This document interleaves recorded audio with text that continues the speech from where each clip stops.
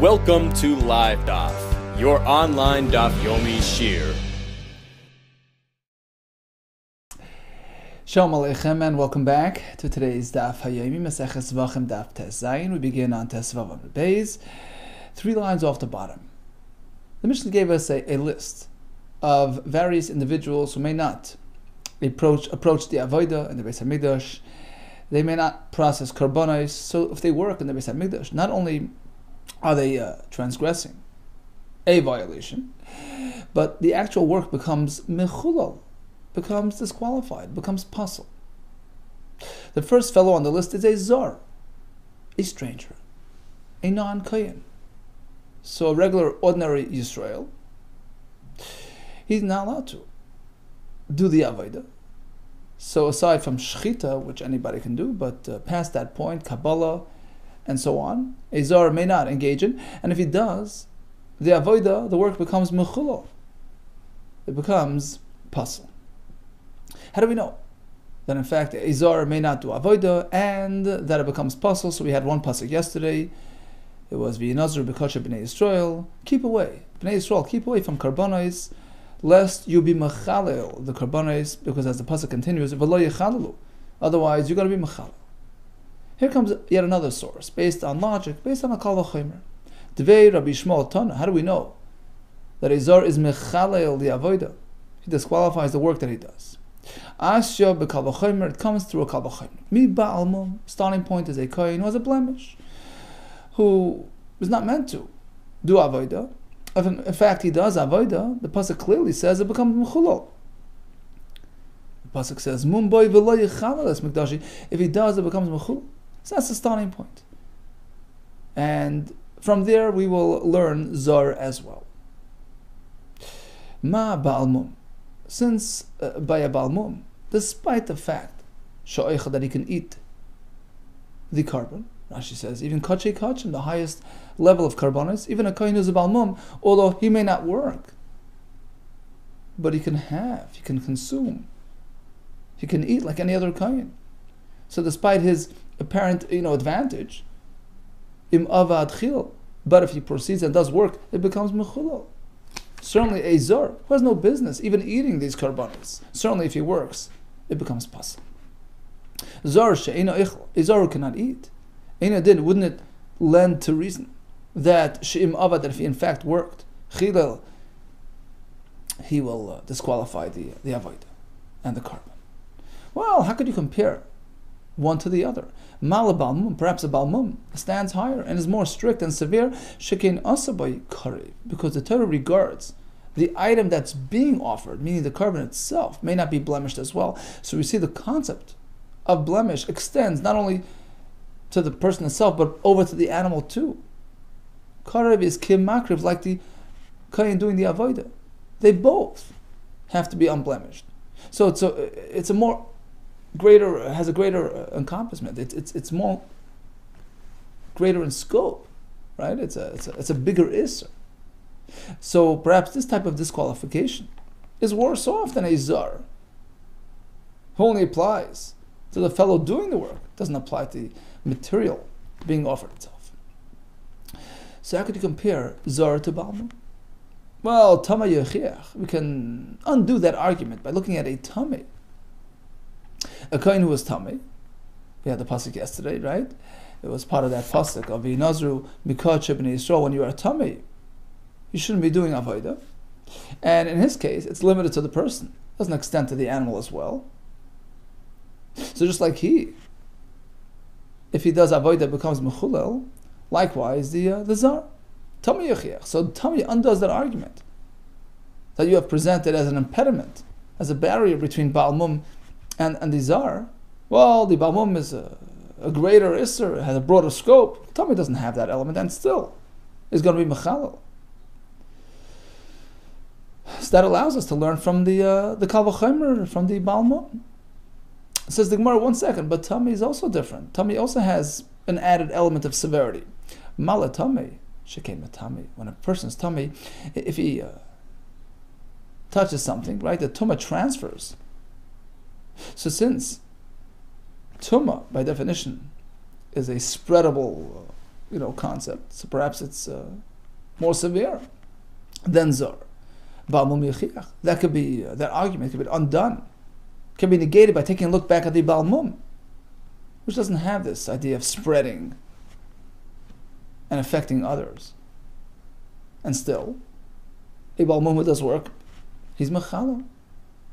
So basically you have two sources to work with. Baal Mum with his advantages and disadvantages, and the tummy as well. And if you pair them up together, right, you can build the Zar upon them. The Chazar, then you can go back and forth, each one with its own uniqueness, unfound in the other one. So you can't really attribute the halacha to any one factor, because look, you're attributing it to the fact that a mum is more, encompassing. Well, the tummy doesn't have that. Well, the tummy has another advantage. It spreads, it infects. Well, the mum doesn't have that. So you can't attribute it to those reasons. Loi roizeh, the element that you find in one, you don't find in the other, kurizeh, and vice versa. Loi roizeh, kurizeh, the element that you found in the other one, you don't find in the first one. So you can't attribute it to those factors. What then? You have to find something in common, a commonality between Baal Mum and Tamei. So what's the common ground between the two? Shem Uzhar, they're both warned against engaging in Avodah. Vim of the Chilul, if they proceeded to do Avodah, they were Mechalal the Avodah. Afani Avizar, likewise I can compare the Zar to them, because just like them, he's also warned against doing Avodah, Shu Muzar, and therefore the end result is Vim Avad Chilul. So in any case, the starting point is that the Zar is instructed not to do Avodah. How do we know that's true? Minol on the Musar. Is it from the Pasuk learned yesterday? Maybe in Azru. Keep away. Well, then you have it all in that Pasuk. You have the Azhara, don't do it, and you have the end result that it's Mechalal, because the Pasuk itself, Pasuk that you just mentioned, tells you not to do it, also says that it becomes Pasal. Chilul b'gufei ksiv, in the same Pasuk, it already mentions that it's going to be B'chalel the Avodah. So why do we have to search for another source for Chilul today? I mean, once you know that Pasuk, you know it all. Ella, rather, we have another source that tells them to keep away. But that's all it says. It doesn't say further what happens if the actual Avodah becomes Mechulal, hence the need for today's Kal V'chomer. Ella mi'vezar lo yikra aleichem. Okay, so at the end of the day, we have the Isser from this Pasuk or that Pasuk, and the Chilul based on the Kal V'chomer. Or from that, the other Pasuk. But let's focus on the Kal V'chomer right now. Zar is going to be it's going to be derived from a team, a combination, right, of looking at the Baal Mum and the Tamei.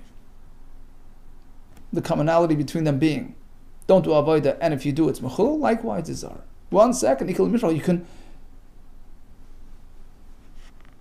challenge this comparison. Because if you look at the Baal Mum and the Tamei, they have something unique. Some added, strictness that the Zar doesn't appear to have. You know what's common to those two? Bama is where a fellow would just erect an altar out there, During some points in history, it was allowed. He brings a carbon there. You can't, be Tamei when you bring the carbon there. You can't be a Baal Mum, but you can be a Zar. You don't need a Kayin. In fact, Rashi brings, we find throughout history many individuals who were known to bring karbanis, even though they were not Kehanim. Gideon, Manayach, Shmuel. So that's a point of difference between the Zar, who seems to have, an added leniency, versus the other two, the Baal Mum and the Tamei. They can't do by the Bama, he could. You know what's common to those two? There's no allowance for them to do at the Bama. But he can. How could you compare him to them? You're right, says the Gemara, let's fall away. Let's drop the Tamei from the equation. Let's insert another element into the equation. The Kohen whose close relative passed away on that day, he can't do Avodah. And he's going to be Mechalal the Avodah, as we're going to see later. So, team him up with the Baal Mum, and we're assuming the Einain is okay to do work in a bama. So there goes your point of contention. You can't say, well, they're disqualified from bama and zar is okay, because einin, we assume, is also okay in the bama. So if we have him together with the balmum, teaching us that anyone who shouldn't be doing avodah will disqualify avodah, likewise the zar. Well, 1 second, perhaps the einin is more severe than a zar, because an einin may not eat maser sheni material in that state, as opposed to a zar who could. So that argument can be undone by looking at the balmum, which is the other element in this equation. Balmum yechiach, who is allowed to eat meiser, so he doesn't have that strictness.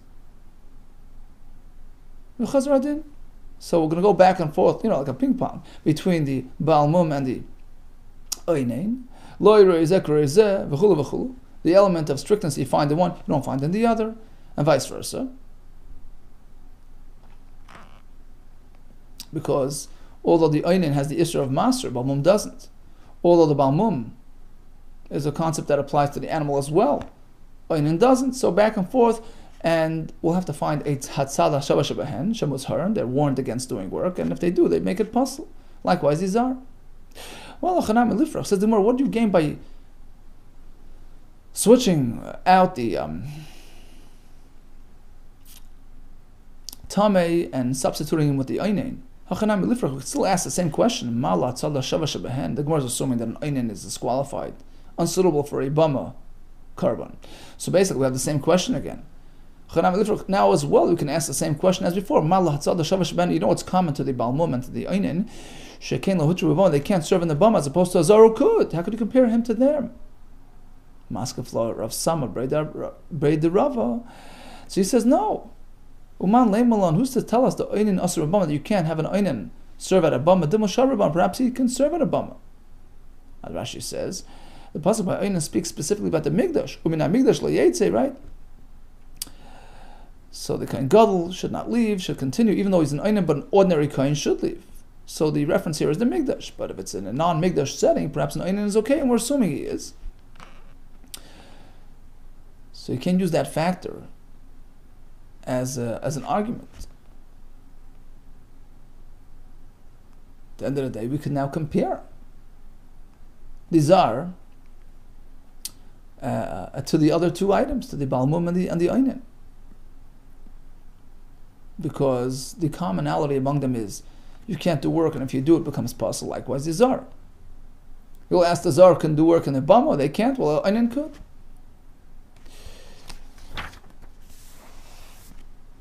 Ramesharshi Amar. Now he held that perhaps an einin cannot do work in a bama. Right? He holds that it's possible. We don't find anywhere that it's allowed. We assume that it's possible. So now back to square one. How could you compare a zar who can do work in a bama to an einin who can't? Therefore, says in Ramesharshi, I'll find you another way to make a kal v'chomer, another structure, which the end result being that a zar, in fact, is mechalal di avodah. From Ramesharshi Amar, asyu kal v'chomer miyoshev. It's going to be derived from a kal v'chomer whose starting point is a yoshev, a kohen in seated position. He's doing the avodah while seated, meant to be standing, right? So ma yoshev shoichel.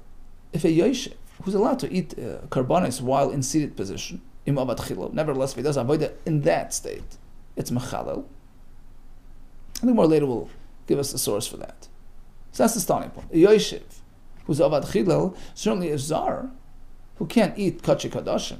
Certainly, Eina wouldn't you agree with me? Shem avad chilo, if he serves, he's mechalel. Well, Mali Yoshev Shkim Pasal Leidus. How could you compare to a Yoshev? Who has an added strictness, an added chumrah? Because in terms of halachas, of edus, offering testimony, an aid, a witness who testifies, has to be in standing position. Rashi brings the pasuk of Amdu Shtei Anashim, you got to be standing. So the concept of a Yoshev, in concept, has an added strictness. How could you compare it to the Yoshev? Yoshev Talmud Chacham. We're going to learn from a Talmud Chacham, a scholar who's allowed to sit while testifying. So he doesn't have that strictness. But still, Malashem Yeshiv Shekim Pasaleidus. But still, in concept, the concept of a seated person has added chumrah. Because in most cases, he's disqualified to offer testimony in that position. Shem Yeshiv Le'Parach, you can't ask from concepts. I'm focusing now on an individual person, a Talmud Chacham, who doesn't have that requirement to stand. So now it's a fair equation. Now, even if you'll agree, you'll submit to this argument. Well, concept, right? The general Yeshiv cannot offer testimony in that position. So therefore, it is a distinguishing factor between himself and the Zar. Okay, if we'll get stuck there, no problem. Let's insert another element into our equation and make this sort of common denominator. Asya will learn the Zar, mi Yeshiv and mechad mehanach. We'll build it on the Kavachaymer from Yeshiv, and also one of the other individuals, like the Tameh or the Einin, and we'll compare notes, just like we find by those two things, that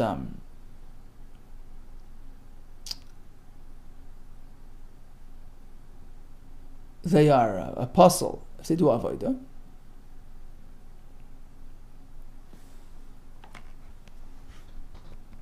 Likewise,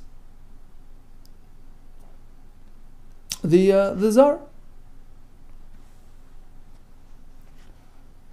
So even if you ask, well, the Yeshiv is worse than a Zar because he's Pasal Eidus. Okay, so we go to the Einin. He's not Pasal Eidus, and still he's Mechala the Avodah. You'll ask, well, the Einin is Pasal by the Bama, as opposed to the Zar who's not. Okay, we'll go back to Yeshiv. Yeshiv can do a work in a Bama, and still he's Mechala the Avodah. So you go back and forth, and you sort of draw a common denominator. Conclusion is, if you can't do work, you're Mechal, the same with the Zar. Okay, so this is based on the assumption that a Yeshiv can do work in a Bama. Because otherwise you're going to ask, well, a Zar can't get compared because a Zar can do work in a Bama and they can't. No, a Yeshiv can do work in a Bama, so it's a good comparison. How do we know that's true? The Yeshiv, the Kasha, the Bama, how do we know that a Yeshiv, a Kohen in seated position, or anybody in seated position, can serve in a Bama, Minola, a Makra? When you stand before Hashem in the place which is designated for Shechina, i.e. the Beis HaMikdash, the Mishkan, there you have to be standing Lifnei Hashem. It's limited to Lifnei Hashem, Lifnei Bama, but in front of a Bama, in a Bama setting, there's no requirement to stand. Okay, so according to Misharsha, Zar will learn the halacha of Chilul also from the Kavachaymer, but instead of going to Balmum and Einin and Tamei, we also insert the Yeshiv into the equation, which helps us out in a way because, like the Zar, who's Kasha B'Bama, so the Yeshiv is Kasha B'Bama. So you can't use that factor as a differentiating factor, which allows for a proper comparison, and allows us to learn that a Zar is puzzle for Avodah. So in conclusion, the Mishnah says a Zar may not do Avodah, and if he does, it becomes puzzle. How do we know? We have basically two sources. Two and a half, I should say. One is the plain pasuk, the Nazir Mekasher Bnei Yisrael. So Bnei Yisrael are meant to keep away, otherwise they are mechalel the avodah. Plan B was that the pasuk that they can't do avodah is vizar leikrav aleichem. Don't do the avodah if you're a zar. In terms of chilul, we have the Kavachaymer, which is based on looking at the combination of Balmum and the Tamei, or Balmum and the Einin. And according to Mishash, you're based on looking at Yeshiv with one of the other ones. So in fact, how do we know that an Einin who serves makes the Avodah Pasal? Einin min Allah. The Chsiv. U'min HaMikdash LaYetze. The Pasuk addresses a Kohen Gadol due to his higher elevated position as a leader in Klal Yisrael. He's meant to rise above his own personal difficulties and serve in the Mikdash even in a state of aninus, grave mourning. You shouldn't leave the Beis HaMikdash, and don't worry about it. Even if you do the avodah in that state of aninus, you're not going to be mechalal the avodah. You're a kohen gadol. You're exempt. Even when you're an einin, you serve. What does that tell us about a regular kohen? Apparently, acher, an ordinary kohen, shelo yatsa, who failed to leave, who continued the avodah in that state of oinen, chilel. The avodah becomes mechulel. That's one source. A diuk from the pasuk, which allows the kohen gadol. Apparently, an ordinary kohen is not. Reb Lezer Omer mihacha. I have another source that an oinen is pasul. This is where Moshe Rabbeinu addressed Aaron HaKohen. What happened to that chatas? Why was it burnt? This was during the 8th day of the Miluim, right? So what happened? Why did you burn the carbon? We have a pasuk like this. Heine krivu. So Aaron HaKohen responds. So we'll focus on the response, which will indicate to us what they were talking about. Heine krivu. You think they were makriv? You see, Aaron HaKohen was the Kohen Gadol, and he had initially 4 sons: Nadav, Avihu, who died, who perished on that day, and Elazar V'Samar, who were the survivors. They were considered ordinary Kohen. Kohanim had yoitim, who may not do avodah when they were oinen. And that was his answer. He says, look, you're thinking perhaps that you're suggesting, Moshe Rabbeinu, perhaps that the reason why the carbon became pasul is because my children were the ones who did the avodah, which disqualified the carbon, which made it pasul. Hence it was burned. Is that the reason? No. So apparently that was Moshe Rabbeinu's suggestion. Can I suggest the reason why it was burned? Was it because due to this and this reason? To which Aaron HaKohen responds with a resounding no, of course not. They didn't do the avodah. We know that they shouldn't. I did the avodah. I'm a Kohen Gadol, was allowed to do avodah even when you're an einin.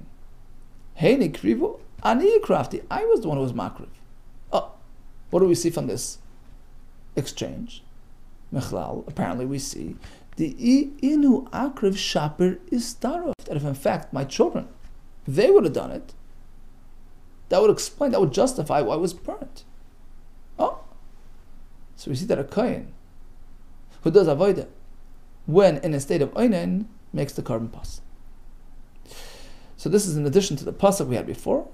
Umin hamikdash le'yetze, Kohen Gadol continues, but not the Kohen Hedid. So we have 2 sources. And now, why did each opinion choose his as opposed to the other one? Rabbi Lezer, my time le'omar, Umin hamikdash le'yetze. Rabbi Lezer, who learned from the Miluim, the story of Moshe Rabbeinu, Aaron HaKohen, why did he pick that source rather than the prior pasuk? Armalach, he'll tell you like this. That pasuk doesn't really provide a source. It's not clear in the pasuk. Miksiv, does the pasuk then clearly say that otherwise a regular kohen who didn't leave, meaning he continued the avodah, he's mechal? It doesn't say that. Perhaps even a kohen head does the avodah when oinen does not make chilul. And Rashi explains why did the pasuk stress to the Kohen Gadol you should stay on, if it really applies to everybody equally, because there would be room to think that perhaps just the opposite. Kohen Gadol, due to his high level of kedusha, Rashi says metoich chashivusay ukdushasay yisir, because of his added prominence and higher level of sanctity, maybe because of that in itself is a reason to refrain when he's an einin. Has higher standards. In any case, the pasuk is perhaps not indicating to us what happens if a kohen hedir does avodah when he's an einin. That's Rabbi Lezer's opinion, so he shied away from that source.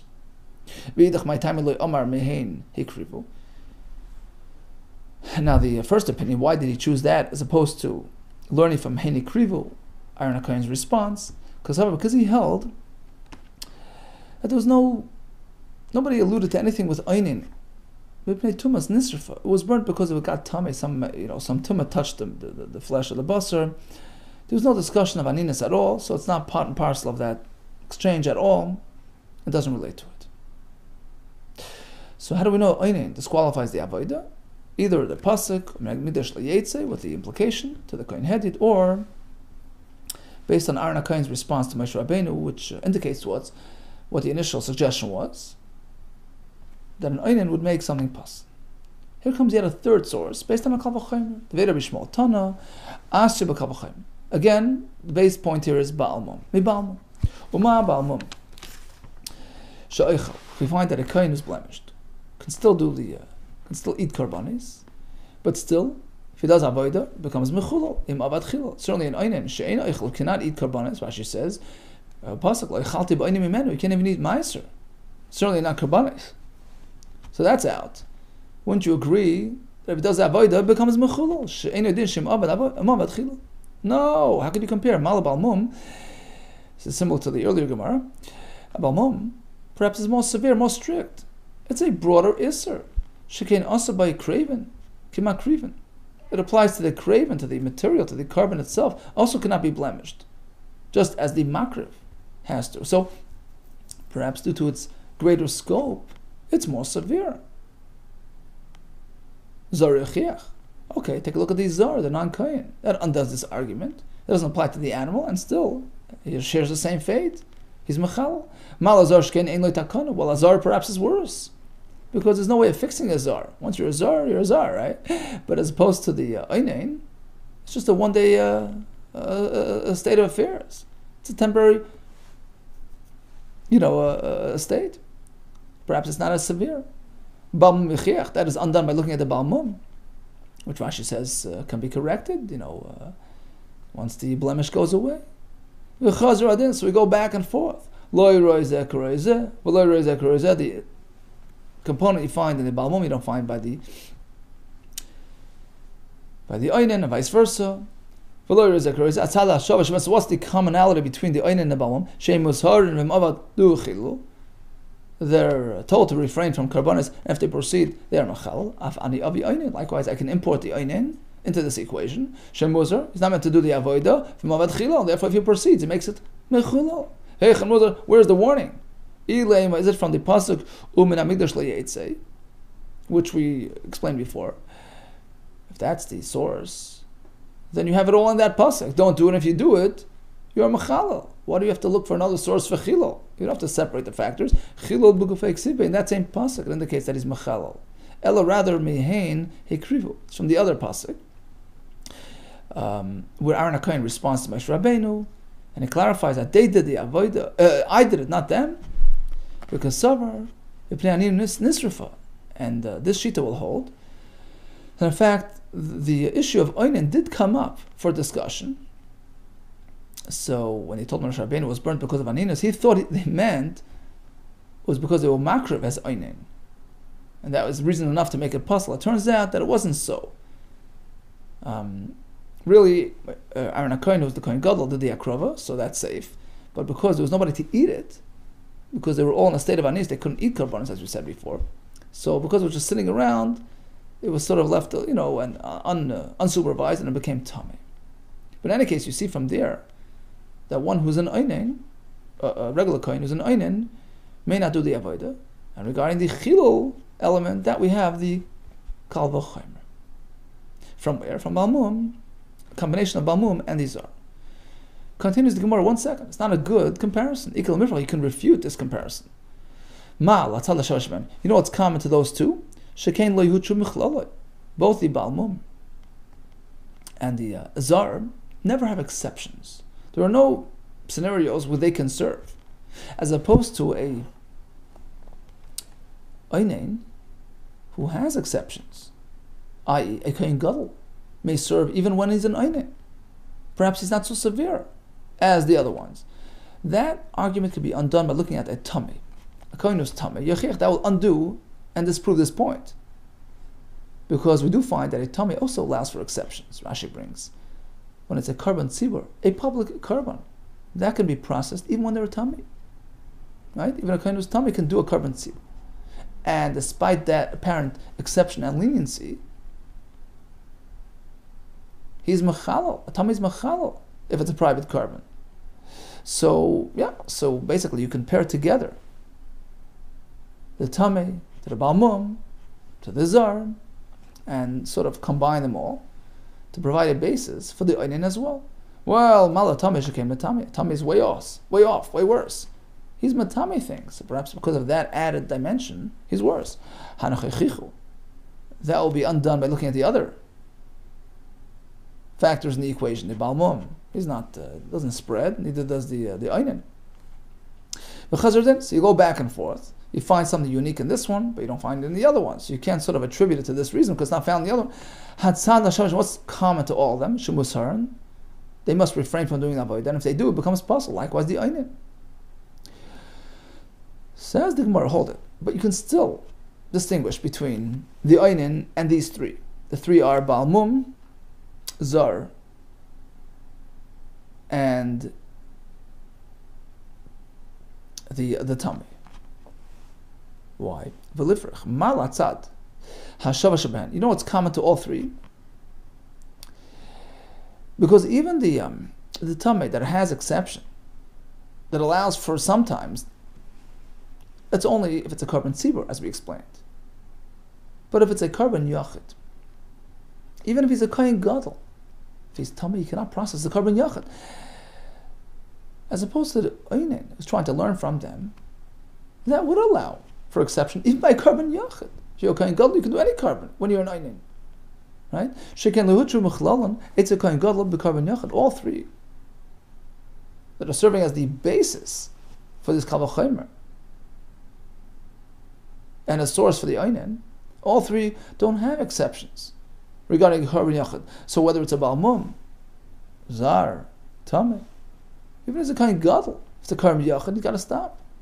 As opposed to the einin, which a kohen gadol can do, even if it's a carbon yachid. Well, shame tuma miyesh darai. The fact is, the concept of tuma has exceptions, i.e., in a public carbon. So you could match up the einin to them.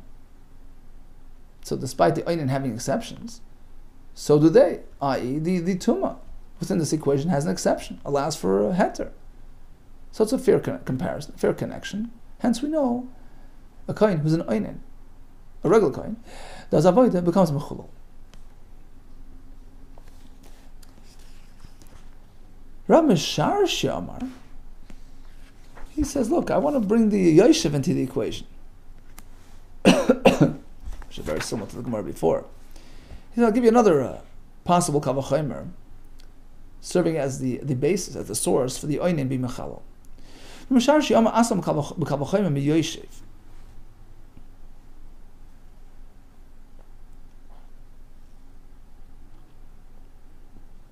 Starting point could be a yoshev. Yoshev is a kohen who's in seated position. If a kohen while sitting can eat karbanos, but still if he does avodah is machal. Oinin she'ein oichel in edin she'mavad chil, certainly an oinin could not do achila. Of course, if he does avodah, it becomes mechulal. Well, malu yoshev shekein pasal edus. Once again, a yoshev is worse, perhaps because he can't testify in that position. Yoshev talmud-chacham, look at a talmud-chacham who could. Malu shem yoshev shekein pasal edus. But in concept, yoshev has deficiencies, has most strictnesses because he can't testify in general. Shem yoshev loy parach. We don't ask from generals. We ask from specifics. We're comparing it to a Talmud Chacham who could sit, so it's not a refute, it's not a distinguishing factor.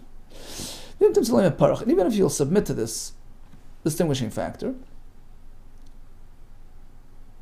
which impedes this sort of comparison between Oinin and Yoshev, okay, so let's support the Yoshev with another factor, team him up with somebody else, Asya mi Yoshev, Machadim Mahanach. We'll compare the Oinin to Yoshev and one of the other ones. So you'll make sort of a combination. Starting point is, let's learn Einin from Yoshev. Well, Yoshev has a severity because of the Psul Eidos. Okay. Balmum has no problem testifying, and still he's Pasul Varboida. Right? Well, you say a Balmum is worse because of his added, dimensions. Well, the Yoshev doesn't have that, etc. Back and forth. End of the day, we know that if one can't do avodah, he's machal de avodah. Likewise, the einin. Amarav, einin pasal amarav. So, just as a quick intro, Rashi explains. We're going to deal with two separate issues here: einin and tummy. In terms of an einin, as we explained, it's about who you are. Kohen gadol may serve, should serve. irrespective of whether it's a public carbon, a carbon tzibur, or a private carbon. It's about who you are, not what it's about. Versus a kohen hedyot, who's an ordinary kohen, may not serve in a state of einin, whether he's doing a carbon yachid or carbon tzibur. Again, it's not about what it is; it's about who the person is. Kohen gadol, yes. Kohen hedyot, no. We don't find any difference between a carbon tzibur, carbon yachid. We assume, Rashi says, the stama, the implication in the psukim indicate there's no difference between a carbon yachid and carbon tzibur. It's about who you are, not about what it is. That's one category. Then we have tumah, a kohen who's tummy. There it's totally different, just the opposite. It's about what he's doing, not about who he is. Whether he's a kohen gadol, kohen hedyot, it's irrelevant. It's about what type of carbon it is. Carbon tzibur allows for processing betumah. Carbon yachid does not. That's what it seems from the psukim. So again, when it's about einin, it depends who he is. If it's regarding tumah, it depends what type of carbon it is, irrespective of who he is. Amar Rava, comes Rava with a novelty. Lo yishana, when do we say a kohen hedyot is paisel the avodah, ela b'carbon yachid, if it's a private carbon, b'carbon tzibur, if he engages in a carbon tzibur, just like it would be okay if it's betumah, likewise, if he's an einin. Miratza, the carbon works, it's accepted, passes. Kavachayim mituma, it's based on a kavachayim from tumah. Uma tumah shlo yuhutra b'chlal. Take a look at the tumah element. There's never an exception. There's never an allowance. Even etzel kohen gadol, even for a kohen gadol, if it's b'carbon yachid, when it's a private carbon, you can't proceed when you're tummy. So despite that lack, still hutra etzel hedyot b'carbon tzibur. It's allowed. If it's a carbon tzibur, like we said, it's about what it is. If it's a carbon tzibur, it's allowed. Even if it's in a hedyot, even if the kohen is a regular kohen, it's not about who he is, it's about what it is. Certainly, wouldn't you agree? The same should apply to einin. That if it's a carbon tzibur, it's okay, it passes, even if it's a kohen hedyot. Right? Aninus, the aspect of einin, shehutra mechlala etzel kohen gadol b'carbon yachid, which was allowed. An exception was made for a kohen gadol, even by a carbon yachid. Wouldn't you now agree? Shehutra would be allowed etzel kohen head, even by a regular kohen, if it's b'carbon tzibur. Interesting. So he's seeking to allow, to be machsher, to certify avodah that was done by a kohen hedyot when he was an einin, because it's a carbon tzibur. So Rava is sort of seeking to alter the accepted version of these halachas and trying to be machadish, introduce a new concept. Maskaflo Rava bar Eloi, he comes and says like this.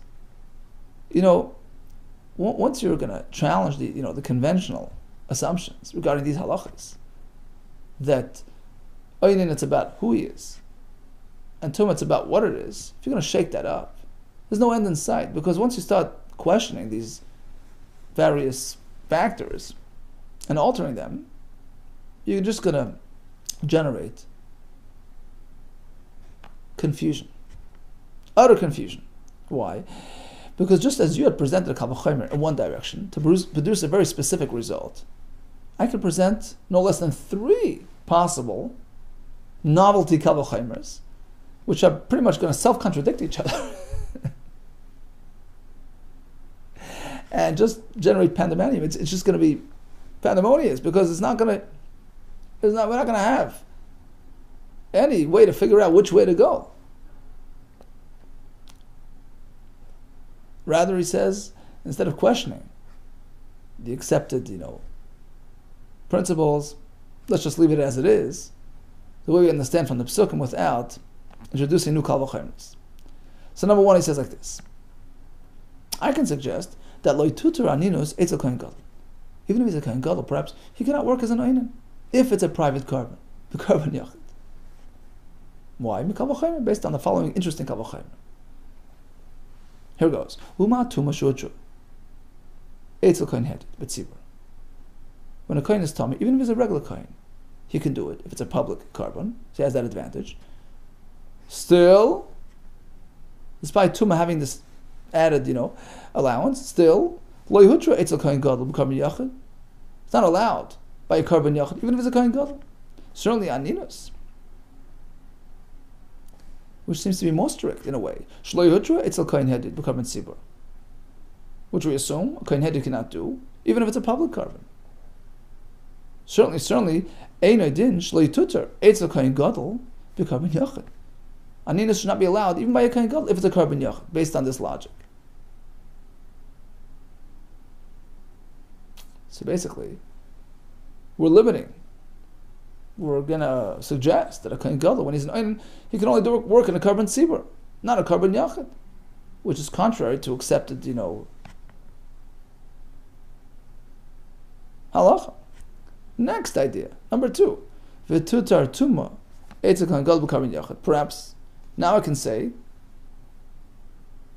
suggest that a kohen gadol can proceed even when he's tummy, if it's a korban yachid, even if it's a korban yachid. Once again, based on a kal v'chaim. Uma aninus shlehutra, it's a kohen head b'korban tzibur. If he's a kohen headed, we assume he cannot work when he's an ein, even when he's a korban tzibur. Still, hutra it's a kohen gadol b'korban yachid, but a kohen gadol could, even if it's a private korban. Certainly tuma shehutra it's a kohen headed b'korban tzibur, that can be done with a korban tzibur, even if he's a kohen headed. It's about what it is, not about who he is. And then wouldn't you agree shehutra it's a kohen gadol b'korban yachid? That should be allowed, even by korban yachid if he's a kohen gadol. So again, we're switching the whole equation around. Number 3, we have yet a third kal v'chaim, which will produce a chumrah. So you see that these kal v'chaims are self-contradictory. Each one is producing different results based on different factors and different assumptions. Likewise, we can make a chumrah. Don't allow a kohen headed to proceed b'tumah, even if it's a public korban, which again is contrary to what we understood until now. Once again, we kal v'chaimer. How? Umaninus shutra etzel kohen gadol b'korban yachid. If you kohen gadol, even when he's an einin, he can proceed, even if it's a korban yachid. Still, lo yutra etzel kohen headed b'korban tzibur. It's not allowed for a regular kohen, even if it's a korban tzibur. Certainly, tuma, working when you're tummy, shlo yutra etzel kohen gadol b'korban yachid, which is not allowed by a private korban, even if you're a kohen gadol. And it didn't. Wouldn't you agree? Shlo yutra b'kohen headed b'korban tzibur. It wouldn't be allowed by a korban tzibur, even if it's a kohen, even if it's korban tzibur, because he's a kohen headed. So each kal v'chomer is producing different results. They're self-contradictory. The results of this kal v'chomer contradict the results of the other kal v'chomer. Right? Because according to the first kal v'chomer, we're disallowing kohen gadol to do avodah when he's an ein, even because it's a korban yachid. Then we say we allow the kohen gadol to do b'tumah even by a korban yachid. Then we're saying don't allow the kohen headed to do b'tumah even if it's a korban tzibur. And the factors at play in each kal v'chomer really contradict each other. So how do we know which way to go?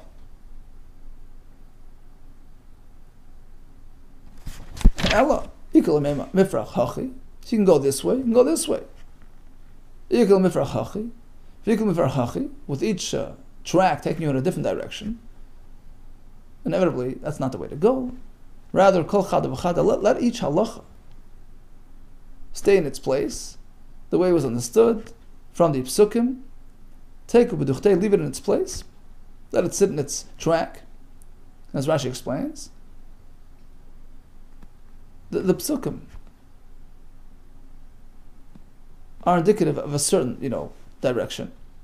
Meaning, when the Torah allowed the kohen gadol to do avodah when he's an ein, without differentiating, without specifying that it's specific to this type of work, as opposed, so we assume it applies to all works, all types of karbanos equally, whether it's a korban yachid or korban tzibur. And likewise, when we speak about tumah being muter b'tzibur, there's no discussion in the psukim that it's specific to a kohen gadol. We assume it's even a kohen head. That's the result. It's a simple end result here that the heter of einin depends on who you are. Kohen gadol, yes. Kohen gadol, hedyot, no. Whereas by tumah, it's not about who you are. It's about what it is. Korban tzibur, yes. Korban yachid, no. Irrespective of who the players are. Okay, so this was in conjunction with the Mishnah that listed us a listing of psulim, ones who shouldn't be doing the avodah. If they do, they are mechal the avodah. We have the zar. We have sourcing for the Isser, we have sourcing for the Chilul, whether it's the Pasuk or the Kal V'chomer. We have the same thing regarding the Einin. Sourcing for the Isser, two of them. And sourcing regarding Chilul, which is again either the Pasuk or the Kal V'chomer. We had several versions of that Kal V'chomer. And we have an interesting discussion towards the end regarding shaking up the norms, which the Gemara concludes not to be an advisable step, because otherwise confusion is going to reign. The end result is Einin is allowed for the Kohen Gadol only, and Tumah is specific to Korban Tzibur, irrespective of who's doing the Avodah. All the best to you, and Hatzlacha.